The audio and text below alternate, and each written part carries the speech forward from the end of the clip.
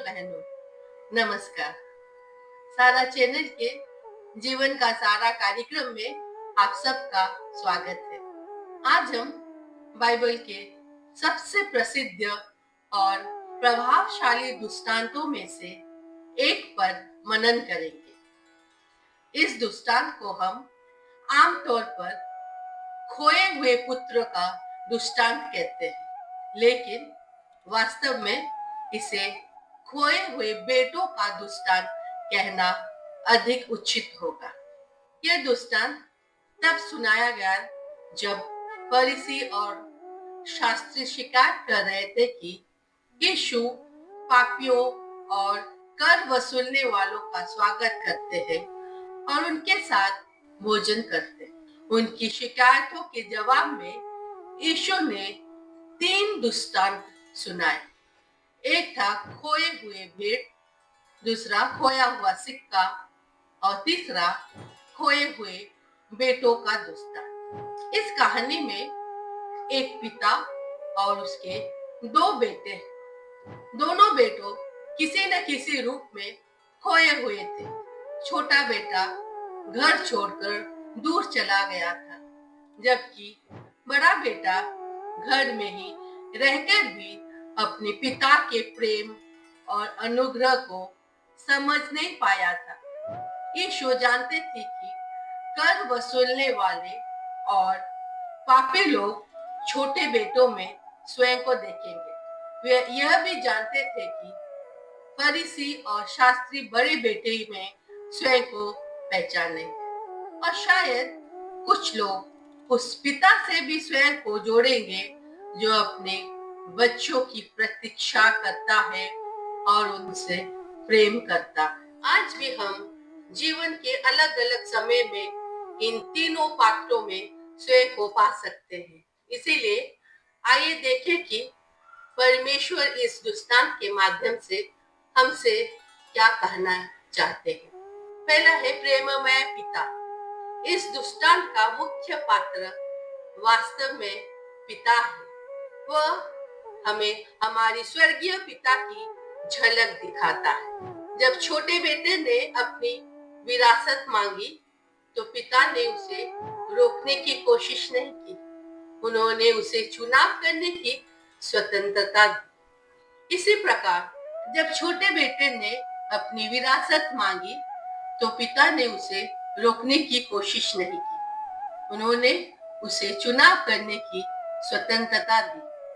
इसी प्रकार परमेश्वर हमें भी स्वतंत्र इच्छा देते हैं। वे हमें प्रेम करते हैं, लेकिन हमें मजबूर नहीं करते। जब छोटा बेटा सब कुछ छोड़कर घर लौट रहा था तो पिता ने उसे दूर से ही देख लिया। इसका अर्थ यह है कि वह प्रतिदिन उसकी राह देख रहे थे। बाइबल कहती है कि पिता दौड़कर उसके पास गए और उसे गले लगाया और चूम लिया। ध्यान दीजिए, पिता ने पहले यह नहीं पूछा कि उसने क्या क्या गलतियां की। उन्होंने पहले उसे प्रेम दिया। यही हमारी परमेश्वर का स्वभाव है। जब हम उसकी ओर एक कदम बढ़ाते हैं तो वे हमारी ओर दौड़ पड़ते हैं। दूसरा है भटका हुआ छोटा बेटा। छोटा बेटा हमसे हर एक प्रतिनिधित्व करता है। कई बार हम भी परमेश्वर से दूर चले जाते हैं, कभी पाप के कारण, कभी निराशा के कारण, कभी छोट खाने के कारण और कभी अपनी इच्छाओं के पीछे भागते हुए। लेकिन उस बेटे के जीवन में परिवर्तन तब आया जब उसने कहा, मैं उठकर अपने पिता के पास जाऊंगा। यह पश्चाताप है। घर वापसी का पहला कदम तब शुरू होता है जब हम ये स्वीकार करते हैं कि परमेश्वर के बिना हमारा जीवन अधूरा है। सबसे सुंदर बात यह है कि पिता ने उसके लौटने का कारण नहीं पूछा। वे बस इस बात से आनंदित थे कि उनका बेटा वापस आ गया था। आज यदि कोई व्यक्ति परमेश्वर से दूर है तो उसके लिए भी वही निमंत्रण है, घर लौट आओ। परमेश्वर की बाहें आज भी खुली हुई है। तीसरा है बड़ा बेटा। अब हम बड़े बेटे की ओर आते हैं। वो कभी घर छोड़ के नहीं गया था। वो हमेशा पिता के साथ था। उसने नियमों का पालन किया, लेकिन जब उसने अपने भाई के लिए उत्सव देखा तो वो क्रोधित हो गया। उसकी समस्या बाहर नहीं थी, उसकी समस्या उसके हृदय में थी। कई बार हम भी बड़े बेटे की तरह हो जाते हैं। हम सोचते हैं कि हम दूसरों से बेहतर हैं। हम लोगों का न्याय करने लगते हैं। हमें लगता है कि कुछ लोग परमेश्वर की प्रेम और क्षमा की योग्य नहीं है, लेकिन परमेश्वर का प्रेम योग्यता पर आधारित नहीं है, वह अनुग्रह पर आधारित है। पिता बड़े बेटे के पास भी गए और उसे उत्सव में शामिल होने के लिए बुलाया। यह हमें बताता है कि परमेश्वर धार्मिक लोगों से भी उतने ही प्रेम करते हैं जितने भटके हुए लोगों से। हमारी इस दुस्तान से यही शिक्षा है कि पहले चाहे हम कितनी भी दूर क्यों न चले जाए, परमेश्वर हमें वापस स्वीकार करने के लिए तैयार है। दूसरा, हमें दूसरों का न्याय करने की वजह उनके लिए प्रार्थना करनी चाहिए।